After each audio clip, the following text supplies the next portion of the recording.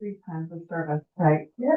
All right, let's begin with a word of prayer. Good and gracious God, we come before you ready, eager, open to hear the part 3 of our 3-part series, and ask, Lord, that you would anoint Bruce with your spirit as he speaks, as we listen, as we learn, as we are curious, and that this would lead us to know how best to be active in the world in the way that you call us to be, that this will lead us to take right steps and make good decisions for how we can be of service to you in this season in which we find ourselves. In Christ's name we pray. Amen. Okay. What am I wrong with? Well, let me say, I've enjoyed my time with you, as I always do. Some of you know I've been doing this for a long time here at your college. I'm talking in this series about a chapter in the history of the political thought of our tradition, the Reformed tradition. And that term reform goes all the way back to Calvin. There were no Presbyterians. Now, that's a term that comes much, much later, and it comes out of the English-speaking struggles with the whole tradition. And the term they used most commonly to identify themselves was reform. And it was a boast. We're more reformed than the Lutherans. That's basically it. Later it took on more elaborate meanings, like we're more reformed than the Anglicans, obviously. And all the people who come out of the Anglicans, like the Methodists. But it was a boast, and it was a boast that in departing from Roman Catholicism, they went farther than these other communions, these other traditions that I've named. And it stopped in part because people have no longer that. On the very end. Yeah. I have to leave early. Sure. I have to leave early and I'm just driving. It stopped this term reformed because it took on another meaning a century or so later. And that is that there was clearly in this tradition a willingness, an ongoing willingness to reform itself. I hope you see the difference. Not just more reformed than those Lutherans, but an ongoing willingness to be open to the possibility that the inheritance we've got needs revision. So reformed in a double sense. And I'm talking about a very specific phase. This is a tradition which has devoted enormous time and energy to politics, civil politics. And that grows out of a belief that was bedrock in this tradition, that civil politics was part of Christian discipleship. Very, very interesting feature of this tradition. Starts with Calvin, but even before Calvin. And they're not only interested in being involved in politics, but thinking about politics, thinking about the deep issues that are raised by politics. So they were very good at political philosophy or political theory. And part of that, as the years went by, involved rethinking all the time their basic ideas about civil politics in the light of new developments. The reforming in politics. For example, for the longest time they were theocrats. They believed in one church prevailing over the whole society with the help of the state. And then around the 18th century it changed, and it changed dramatically. And ever since we've been quite different on that. Anti-theocratic, that's a huge change. In this series I've been talking about the development of Reformed political thought in the period running from 1914 to 1945. Which is appropriately characterized by historians as an age of catastrophe. Now, there were other things that were going on there. Not everything was catastrophic, but on a number of counts, it was awful. It was awful, and the awfulness of it provoked rethinking, provoked need to revise certain assumptions that they had been making. And I've talked about 3 things. that made it. You probably named 10, but I named 3 that are very common in historical writing on this period. One is war, terrible war, season of war. First World War, Second World War, just awful devastation. And a kind of not only war, but militarism was part of that. So that's the first thing. And then I talked about last week the emergence of radical ideology that became mainstream. Let me say that again, radical ideology, which became mainstream. And that had a horrendous effect upon particularly the political life of democratic society. Because you had these radicals who wanted to upend everything, turn everything upside down, sort of reveled in that, muscling out the more moderate forces. And that had a very destructive effect upon civil politics. It led to violence in the streets, particularly the communists against the fascists against the communists. And it was very common for violence against your opponents to be a sort of standard operating procedure. And that was very destructive in democratic politics. This was an age of crisis for democratic politics. And as I talked about that last week, I think Emily nailed it very well. You could see me trying to get at something which I want to characterize today as a search for an up-to-date political ethic. You said to Emily, as I recall your question, I sense a tension in what you are telling us. These thinkers, important thinkers, Emil Brunner, Karl Barth, the Nevers, and so forth. And the tension was between a demand that when there was evil, that you stand up and fight it. Fight. And sometimes, particularly some of these thinkers, just not only did they talk about fighting, but they did fight it. And they got in deep trouble. Barth in particular gets thrown out of, Bonhoeffer loses his life and so forth. But on the other hand, in response to radical ideologies, a kind of warning. Don't give your soul to any ideology. That's the, if you will, fight it. But then, this next moment, don't give your soul to any ideology, especially these radical ideologies. And Barth is just eloquent in talking about the spiritual danger of ideological thinking. I love that imagery, the spiritual danger of ideological thinking. So allowing it to just take over your whole being. So that's, so let me now try to bring those two things together. I've been thinking about your question all week. It seems to me there's a kind of a dialectical quality here. When evil arises, stand up and fight it.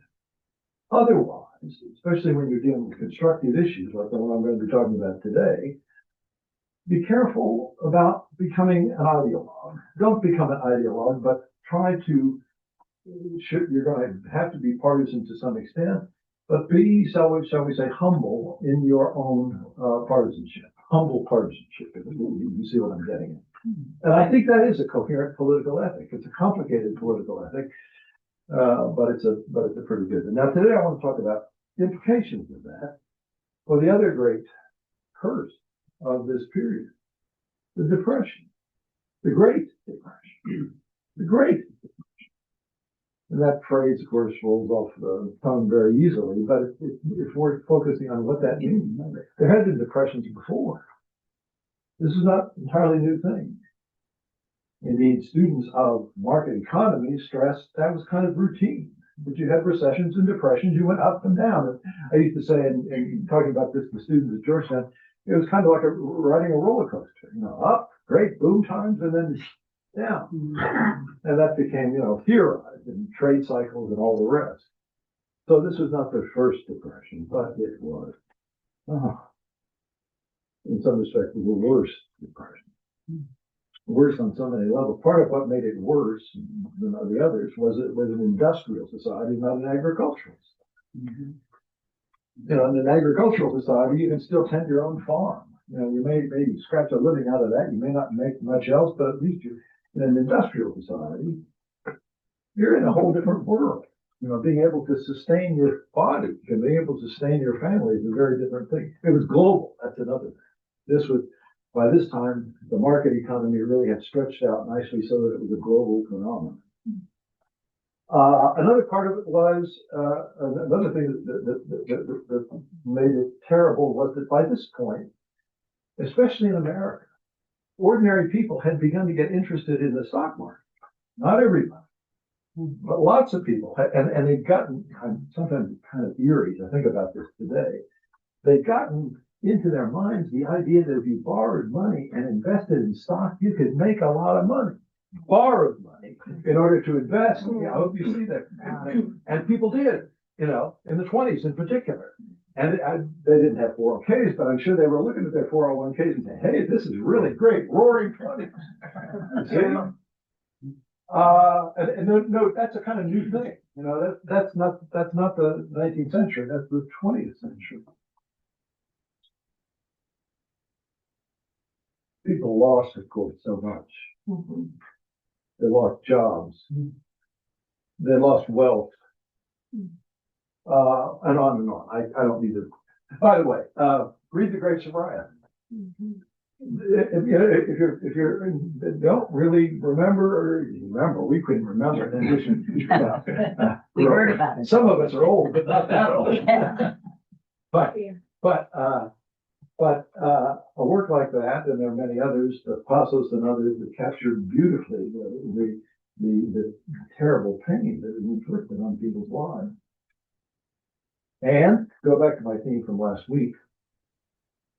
It was made worse by a kind of thoroughgoing ideology. It was made worse by the ideological climate. Because, and you can just see how this plays out. You've got these radicals who are coming into power and strength and so forth. You've got radical ideas about how to solve the problem. And you've got the defenders of the status quo who are kind of pushed in the direction of being radical themselves. Radical free marketeers. My God, we're not going to move an inch from this policy that we know to be the truth because we read it in an economics book. So you've got a kind of ideological polarization around the question of what are we going to do? Let me describe that. Ideological polarization around the question of what are we going to do? There are people starving. What are we going to do? People are losing their shirts. What are we going to do? And there was, of course, one camp. I would say the free marketeers were one group. And they were, for a while in the United States, very politically strong, and strong in the courts. That's another part of it. But there were these radicals who were emerging on both sides, the right and the left, the communists and the fascists. There was communist economics and there was fascist economics. They all had their solution. And by the way, the communist and the fascist economics had little in common except for one thing. They were statists. They were radically statist. Empower the state to take over this. And the phrase that was oftentimes used by the critics of capitalism in this period, and capitalism was in crisis, was in deep crisis. And some people in this period would say, it's done, it's gone. Hard even to recapture it. That was the claim. Now, capitalism is dead. It's the thing of the past.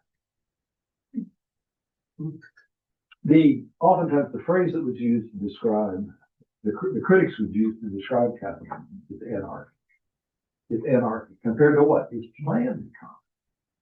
Because with planned, you can decide what you need and invest in it and on and on. Don't scowl. I'm being a historical student of history. There would be sort of eloquent statements about how planning would be the solution to the problem, as opposed to this anarchy. And of course, there was a certain, shall we say, historical grounding for that anarchy. One of the big problems was overproduction. And by the way, they were beginning to grope with the problem. When you've got industrial technology producing stuff, it comes out in abundance, but you've got to have somebody to consume it in order to work. That's the Keynesian problem. Keynes saw very quickly, if you don't empower the ordinary consumer to consume the stuff is not going to be consumed. Glut on market, huge problem. And that was kind of a discovery. Another problem, of course, is it doesn't necessarily translate market economy into anything like full employment. In the Depression, it was very clear that it could translate into chronic unemployment. How do you solve that problem? I hope you see, you look at those two things, underconsumption, underemployment. You might say it is kind of not working. We need to have a better thing. And of course, the planners always said, just put a bunch of smart guys, and they're always guys. They put a bunch of smart guys in charge and empower them, and then that will solve the problem. Huge ideological debates going on, intertwined with this kind of nastiness that I described as radical political life. That translated eventually, not immediately. By the way, what I just described in some respect prolonged the Depression. Because when you've got that ideological combat between true believers on both sides, on several sides actually, it makes it hard to solve problems. It makes it very hard to solve problems. It's a kind of perfect illustration of the problem with a radicalization of political life. I don't want to make any contemporary references here, but I will tell you that whenever people begin to get the sense that democratic institutions can't solve problems, that's a dark problem for democratic institutions. When you realize things are just so sort of complicated in a bad way, then there's a kind of paralysis that people begin to have a sense that there's paralysis in government. And that's part of what was going on here. Eventually, they found their way out of it. They found their way out of it in the direction of something called a mixed economy. Now, that's a very important term. It's an ideologically charged term, but it was a common term that was used by people who knew what they were talking about in the period I'm going to get into. It was a common term. Some people who had ideological, I would say, axes to grind, called what I'm about to discuss the new capitalism. Well, if it was capitalism, it was certainly not the old-fashioned capitalism. It was a different kind of capitalism. So you take your pick, the new capitalism, or, and I think it's better to use the term mixed economy for reasons I'm about to get into.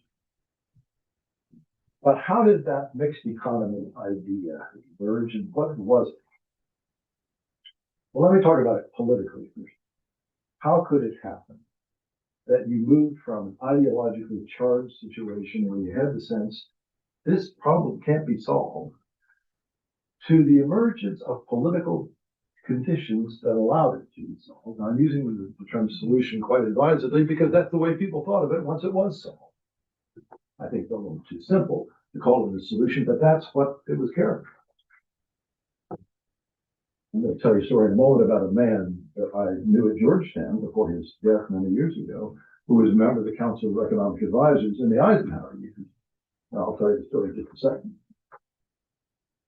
That was the term he used. He said, this is a mixed economy. And he was a free marketeer, but this is a mixed economy. Politically, what had to happen for this problem to be solved is that the radicals had to be discredited. The radicals had to be discredited because otherwise they would insist upon imposing one of their radical solutions on the problem, statist solution. State takeover of the economy, either on the right version or the left version.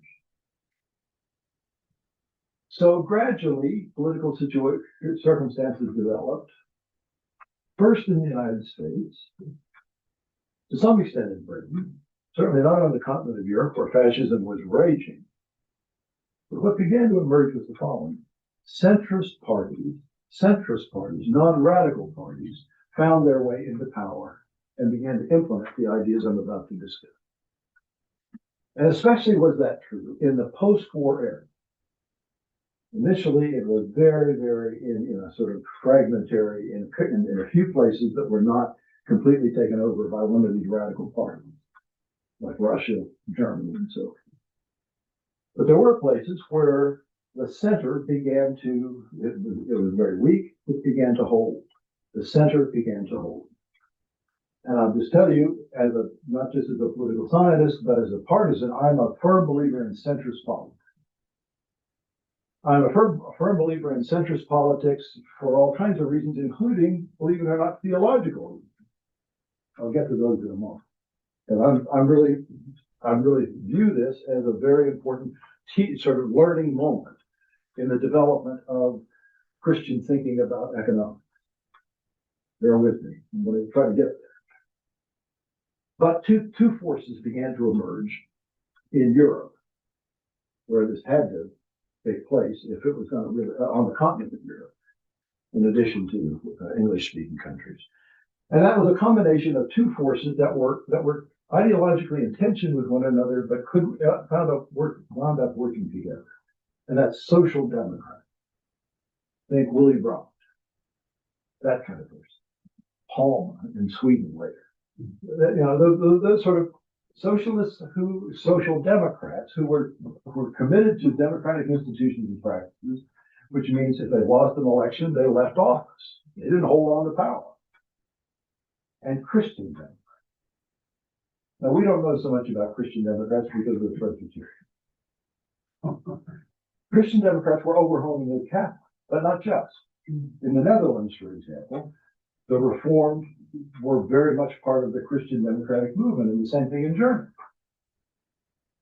The famous sort of Catholics are Adenauer, for example, Konrad Adenauer, Robert Schumann, whole series, but there were some Protestants involved in that. I met one day, I just almost going to, genuflect when I met him. It was Max Konstam, who was a Dutch leader in this whole project I'm describing. Particularly in the aftermath of the Second World War, those forces came to power. Christian Democrats and Social Democrats, and they found that they could work together. And they sometimes, and what would happen would be one would lose an election and the others would, be out of power for a while, and then they come back into power. Social Democrats and Christian Democrats found that they could develop, and they had to note that left and right here, left and right. The Christian Democrats were more market oriented. The Social Democrats, for obvious reasons, were more statist, more expansive use of public power. They gradually came to see that if they compromised on a whole series of issues, they would create a mixed economy. Not socialist, not laissez-faire, not crude capitalism, if I can put it that way, but a kind of combination. Now, what did that mean in practice? And by the way, I think that's still, in a certain sense, what we've got, in a certain sense. I don't think it's nearly what it was then. And I think anybody who thinks otherwise just is ill-informed. Pardon me. Just why? Because we've got, in all of the countries, even the ones like the United States that do their chest beating about being capitalist, have got all sorts of regulation. And most of that regulation comes from this period, the New Deal. They looked at a market economy and said an unregulated market economy is a disaster for most people. Lesson of the Depression. An unregulated stock market is a disaster for most people. It's a disaster waiting to happen. So you get, SEC, Federal Trade Commission, all those sort of regulatory agencies are the American version of this was not to take over industry, but to regulate. Not take it over, but regulate it and make a kind of different sort of market economy from the one that existed before that proved to be so terrible, so dangerous. Pardon me, I'm getting a little worked up here.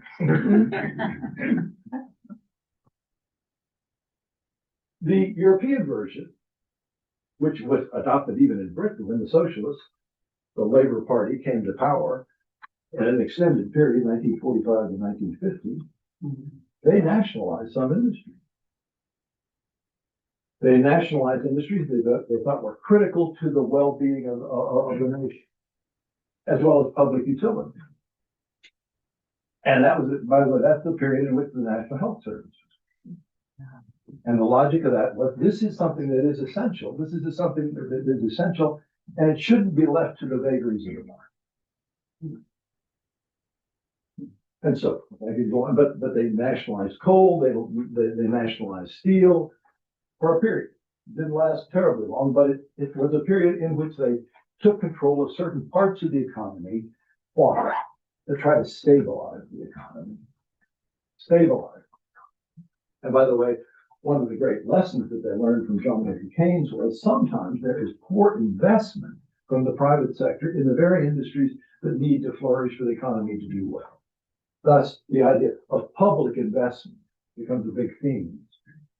Public investment in certain industries in order to enable the economy to flourish well. I hope I said enough for you to get the picture.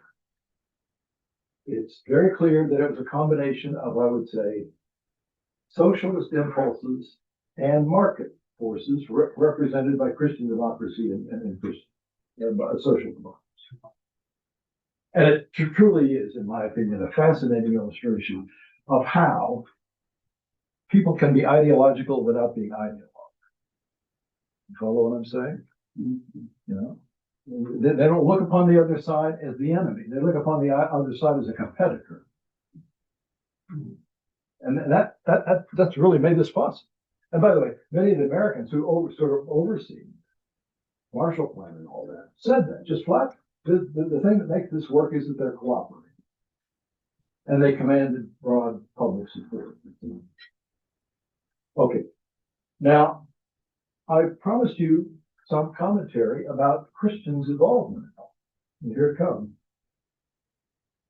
By the way, this is one of the periods in which serious Christian thinkers really devoted some serious attention to economics. They didn't have a Christian economics. Economics is an explanatory discipline. They developed what I would characterize as a Christian philosophy, economic philosophy. Economic philosophy is every bit as important, in my opinion, as political philosophy. They're just different. So you have in this period the development of a kind of economic philosophy rooted in certain Christian convictions.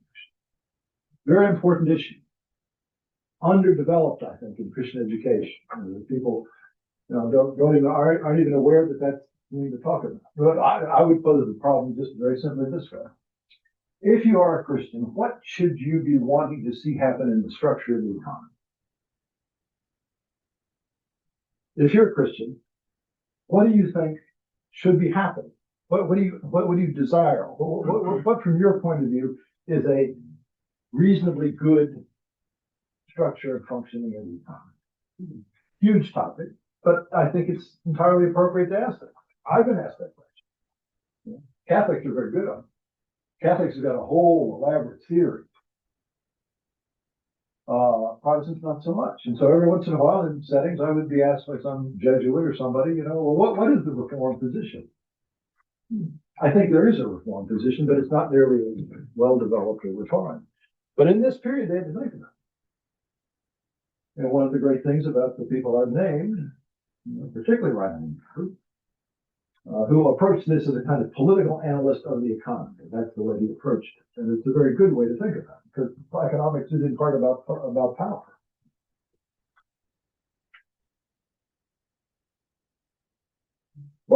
Barth, in his own way, he was primarily a theologian, but every once in a while he would hold forth, because he was a politically active guy, on what should be happening in the economy. Here's some of what emerged in these three. The first thing I want to stress is for the fully reformed, the card-carrying reform, Barth, they were well aware that they needed to break a bit from an established tradition. They needed to make a break. They needed to innovate. And why was that? Something you and I were talking before. something kind of remarkable had happened in the 18th century with regard to this topic, which still blows my mind. In Scotland, Scotland was the motherland of political economy, the beginning of modern thinking about economics, not economic philosophy, which has been around since Aristotle, but trying to make sense of a market economy as with explanatory theory. And of course, we all know Adam Smith, but there were others. And in that country in particular, of course, there were also Presbyterians everywhere. You know, I hope you see political economy Presbyterians. And many of the people who were writing political economy were Presbyterians. Indeed, and this is the striking thing, many of them were clergy. Now, Adam Smith was not, but many of the earliest thinkers about economic philosophy in this world were clergy who became quite learned about economics and began to write about economics. And the most famous of them was a man called Thomas Chalmers, who was probably the most prominent Scottish pastor, clergyman of his time. Had a large church in Edinburgh and was hobnobbed with all the high public officials and so forth, and wrote books on political economy.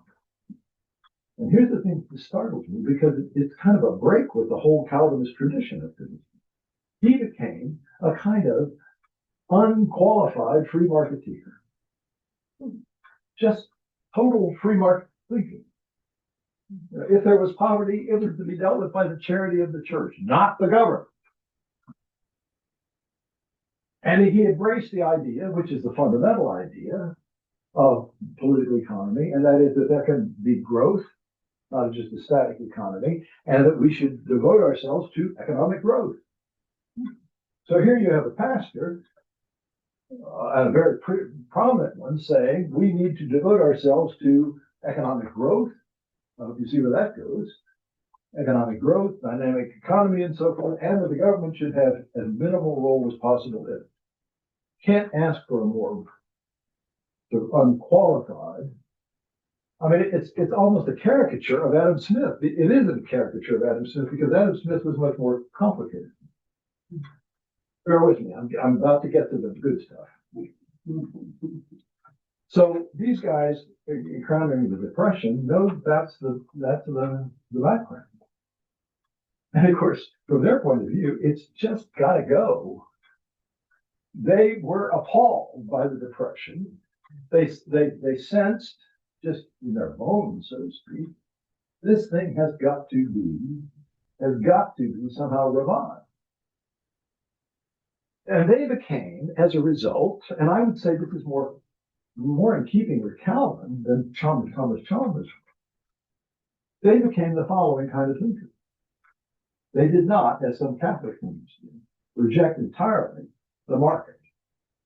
There's a tendency in Catholic thought, not so much now, but for a long time, to say the Middle Ages was really great, and we need to go back to that. We need to go back to that time.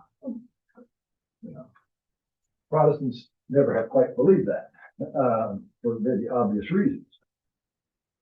So these people accepted the Chalmers premise that growth was desirable. It's a very important thing. In religious thought, believe it or not, that is a very important part of religious thought on economics. Do you embrace growth or not? And I'll tell you why.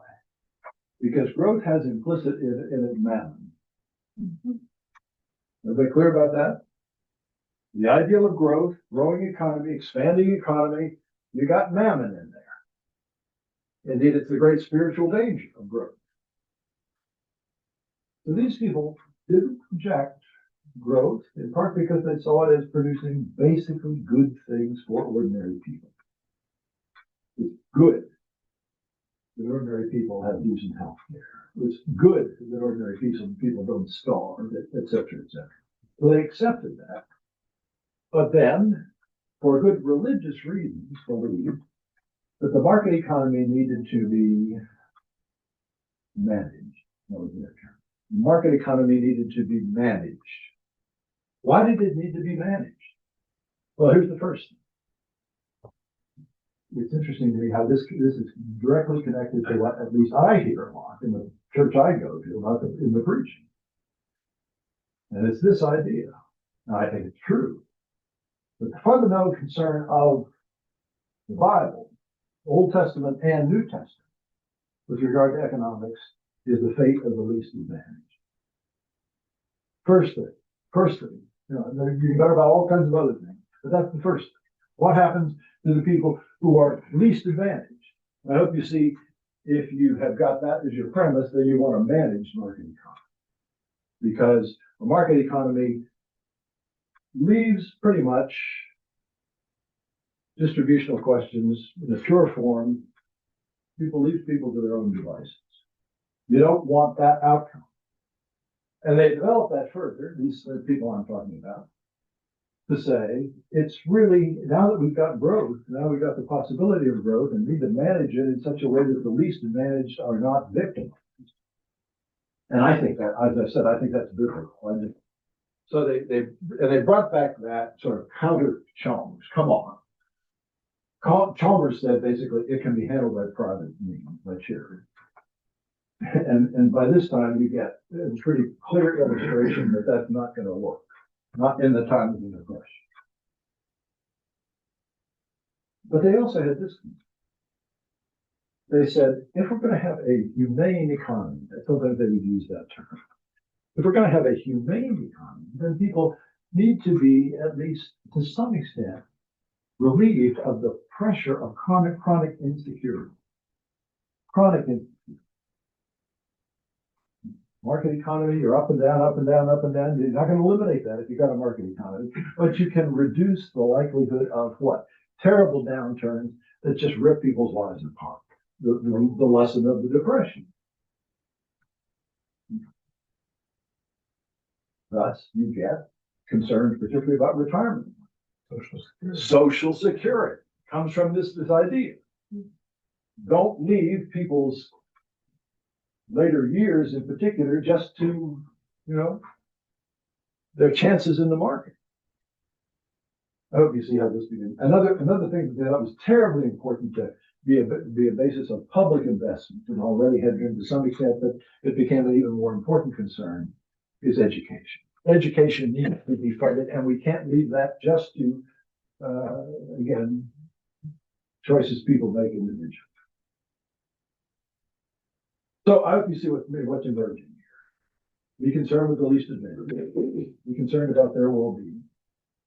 Be concerned about not eliminating insecurity, but reducing the likelihood of insecurity, of some kind of security in their lives. And then there was the theme, which was also part of it. I think this is the least well developed in their thinking. We want a just economy. We want an economy that distributes the benefits of economic life, just jobs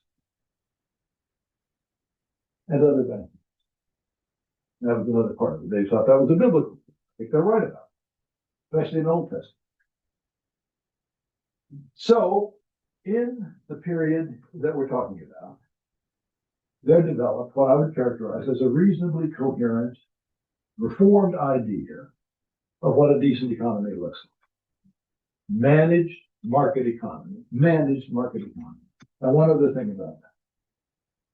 Reinhold Niebuhr in particular didn't discuss this thing primarily in the way that I'm talking about it, that is, relatively specific economic outcomes. Fate of the poor, insecurity. He didn't talk about that. Instead, he talked about economic life as a political problem. And I think it's very interesting. His view was that an economy is, by definition, a polity. Let me say that again. An economy is, by definition, a set of power relationships. That's part of what it is.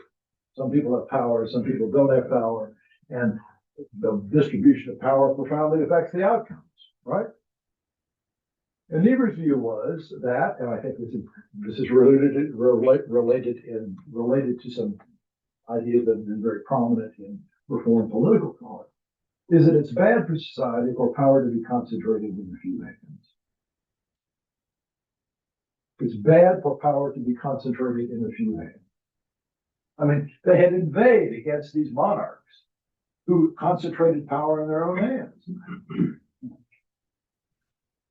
Telling over and over and over again the story of Israel's, rather unpleasant experience with monarchy, how monarchy ultimately did not turn out well.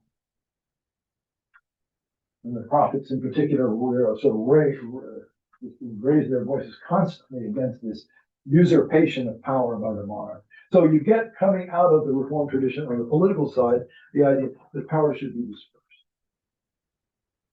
Well, it doesn't take very much reflection. If you apply that to economic life, it would mean the following. Try to create economic arrangements in which power is not concentrated in a few hands. Niebuhr in particular was a fan of labor unions. I don't know whether you are, but he was a fan of labor unions, thought they were a very important contribution to the political life of modern societies. He even said at one point, they're essential for the well-being of the many. They are essential. And the issue was power. And of course, that was part of the mixed economy. Let me add it. The mixed economy was very much designed to allocate power in such a way that there had to be ongoing negotiation among the relevant players.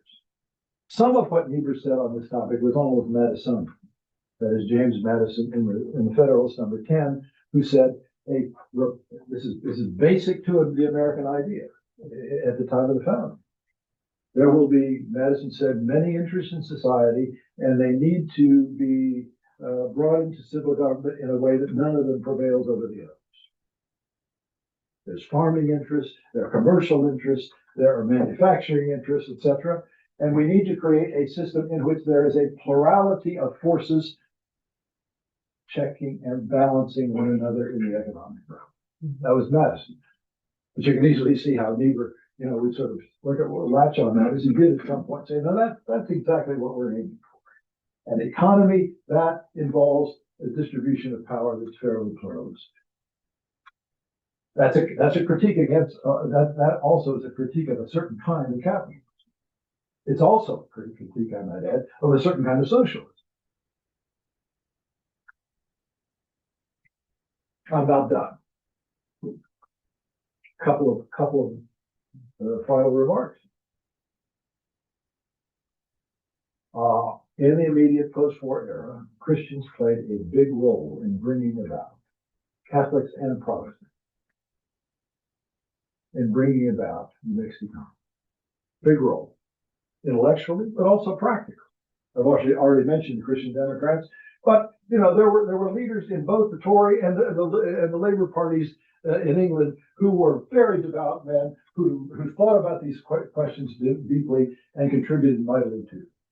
I've even read in a book by a Jewish author that he thought Christian influences were one of the more important influences in bringing about this mixed economy in the post-war era. That's first. Yes. You've been talking mostly economics. That's right. I'm interested in knowing how these major economic events affected thinking within the Reformed Church, with how we operated, how we interpreted God's words, how we were organized, Well, inside the faith issue. Maybe I'm not doing it well, but I think in part I have been trying to say precisely what was going on in thinking about economics in the Reformed world. Yes, you are. That's been my theme. I got that. Maybe you want something else, but let me just finish here. The other thing that is really truly noteworthy about it is that it was a great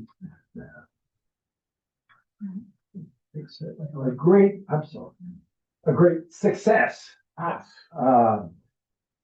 I mean, it was extraordinary success. And here I finished my story from my good, departed friend Henry Breach, one of the men at Georgetown, who was a very conservative Catholic, sort of took me in hand when I was a young Protestant professor at Georgetown. And he was in the economics department. Most of the people in the government department when I went there were people who were pre-Vatican II Catholics, mass every day, fish on Friday. And he was sort of the economics department's version of this, and he learned of my interest in these topics and took me in hand and was very helpful to me. Anyway, he was a member of the Council of Economic Advisors in the Eisenhower administration. So Henry and I are having lunch one day, and I said, Henry, did you guys have any idea, as they were implementing some of this stuff, did you have any idea that it was going to be a success? And he almost dropped his fork. But of course not. And I said, well, tell me about that. He said, we were scared to death as this happened, that there was going to be a repeat of the aftermath of the First World War. That there was going to be another downturn, terrible economic downturn, and that would result in political polarization and maybe World War III. And he said, I can't tell you. There were nights I didn't even sleep because I was so worried about this. And he said, we were trying to get this legislation through various things and so forth. And he said, I can't tell you. He said, my wife actually said at one point, you are sleeping better now. Why is that? And he said, because the results turned out so well. Well, let me tell you how well they turned out. 25 years of uninterrupted growth. 25 years. It was called by quite secular people an economic miracle. An economic miracle. Yeah, there was a little grumbling among frankly, in this country, mainly the free market, but 25 years. And this is the thing that's really important about it. It reduced poverty dramatically. Not as much as it could be. By the early 1960s, you get Michael Harrington's book, The Other America, which said, well, there's still poverty. Well, there was still poverty, but nothing like the poverty that could have existed and did exist in earlier times. And the other thing about it was, it opened up for ordinary people, frankly, people like some of us in this room, the possibility of a relatively affluent life. It was the Keynesian problem, you see, was beginning to be solved. If you structure the economy in such a way that ordinary people have the wherewithal to buy stuff, they will buy it. And they'll lead better lives because, at least in somewhat better lives. Keep in mind, I've mentioned the mammon problem, but it was, and of course, the result of this, it was extraordinarily popular. It was extraordinarily popular. And not too much later, people began saying, well, that's just obviously the right thing to do. And for a while, that was the consensus. The term was consensus. The post-war consensus, which produced an economic miracle after that disaster. Economic miracle. Until about the 1970s, when stagflation set in and a new set of problems emerged. And people began grumbling about some of the consequences.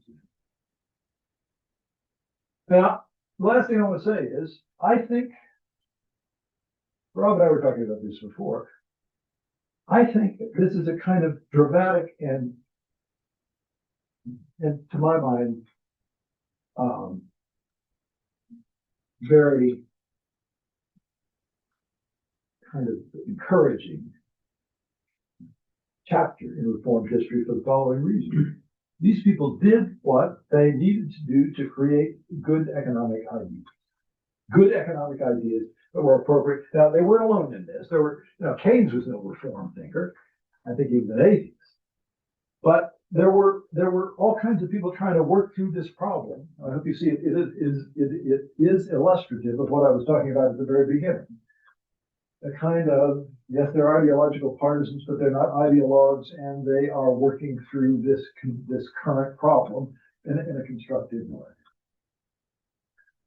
This was the not only in religious terms, but in other terms as well. These were the halcyon days, the glory days of religious influence in modern politics. You could say, you look at a figure like Niebuhr in American politics and say, now that guy is really a source of real wisdom. People did say that. Wisdom on economic matters. He was no economist, but this whole idea of thinking of the economy as a polity became a very important influence in shaping the events of that time. Well, believe it or not, I'm prepared to entertain questions. The concern of this reform and a wonderful success we've had was based on borrowing money. Yes. So the national debt versus the GDP, how much is that a concern? That there's not going to be money to be borrowed to keep our government. Well, I'm gonna probably, That's next week, huh? well, I'm gonna heighten your anxiety. It's implied in that question. Yeah. Thank you. Here it comes. Keynes is the great proponent of borrowing without worrying too much about the consequences. Keynes was the man who said, when there is sort of underinvestment in the economy from the private sector, that was one of his big worries. But by the way, here, let me step back and say this. I think the best way to think about a depression is not quite what's conjured up by that word depression. I think the best way to think about it is contraction. Contraction. And what was happening in the 1920s is the economy was expanding. And then they hit this contraction. And by contraction, I mean people can't do the things they want to do because resources are contracting. A lot of economic life is based upon the ability to borrow. Think of farmers, for example. They have to borrow in order to, produce the next crop. Well, so if the source of that money dries up, or they can't get that money, then economic activity contracts. I think that's the best way to think of it. Now, Keynes saw that and said the solution to this problem is to start deficit spending from the public sector in order to get the economy moving again. So in the post-war era, you had a lot of that. And by the way, how could it be anything else? Because these country governments in Western Europe were ravaged. They were poor. They were desperately poor. So deficit spending became the kind of solution to a problem. And his other idea, by the way, which again probably will increase your anxieties even more, was that we grow out of it. We grow out of debts. The whole idea here is we will solve the problem that I think implied in your question by just growing out of it.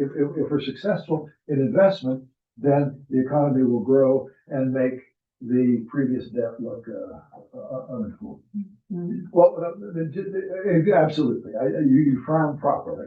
But let me just say, the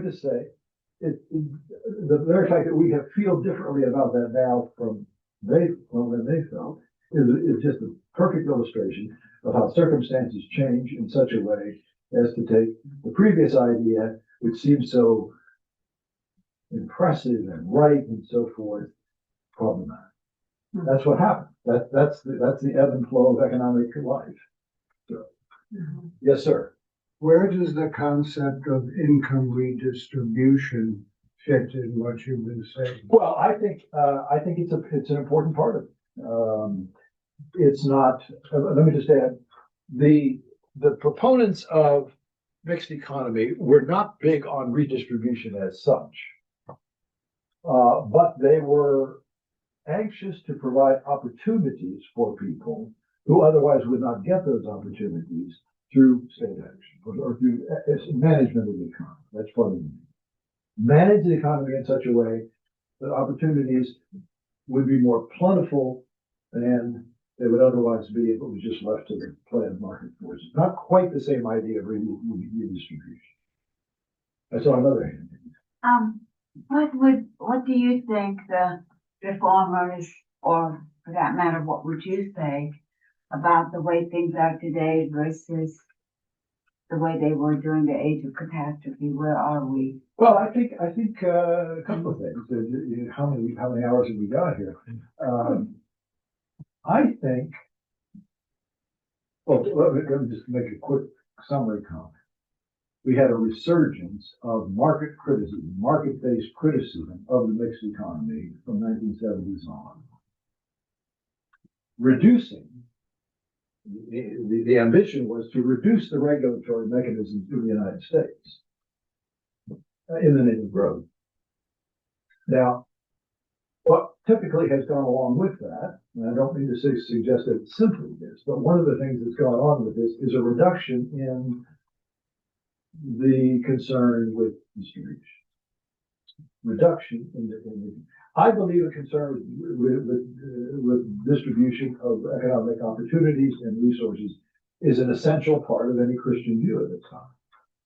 I don't think you can come away from reading the Bible without some sense that the distribution of economic opportunities and the resources is part of what's there. Starting, of course, the fundamental thing is this business of the fate of the least advantaged. But it's not just the fate of the least advantaged. It's more broadly, I think this is the Old Testament view. Just allocation of economic resources is part of what makes a good society good. Part of it. Yes, sir. You've used the term managed economy a number of times. In your view, is there a difference between a managed economy and a regulated economy? Same thing.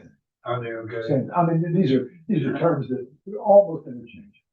The difference would be, I think the United States approach to this has been heavily focused on regulation.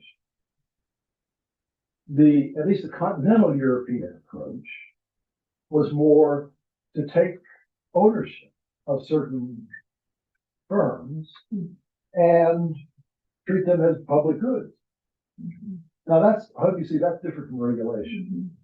You take ownership of a certain industry and you manage it in a way that you think is sound for the whole economy. Is there such a thing as too much regulation? Oh, absolutely. Of course. And yeah, absolutely. But let me add one point really quickly here. Rob and I were talking about it before. One of the concerns I have now is that I think we need a new chapter in the story that I've been telling on the sort of a reformed view of economic life in the light of globalization. I think that's, and globalization really is 1970s and 80s, precisely this period when there was a revolt against, to some extent, the mixed economy.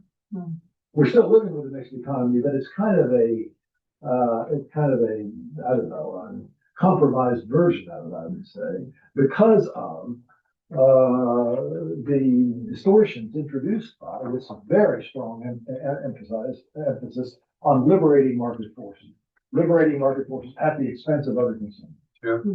Another way to put this is to say, in my judgment, shall we say, an economy worth Christian respect on the foot value will reflect a concern with multiple values, multiple goods, not just growth, not just liberty, not just the whole series of things. It will be a response to a series of concerns that all of which I think are defensible in terms of the religious beliefs. All right, Big lots of food for thought, everybody. Thank you so much. I want to just, Yeah. first of all, thank you very much, Yeah. Bruce. So next week, we're going to have one of our from the headlines classes. I just wanted to put a thought out there. We're going to talk about what does it mean to be human. David Brooks wrote his last op-ed piece for the New York Times about 4 weeks ago. And we're going to include that in the Thursday Spirit. He will pass that around, but I would encourage you to read that piece. It's a fantastic piece. He's a conservative thinker, and he has been for 40 years. Evangelical Christian. Evangelical Christian, converted from Judaism. But anyway, if you read that piece, that would be a good thing to do if you get a chance before class. If not, we're still going to discuss the issues that he raises. And I'm actually going to take like 6 or 8 of the questions right out of his essay, and we're going to put them in group discussions. Good. Thank you, Bruce, today, and come next week. Yeah.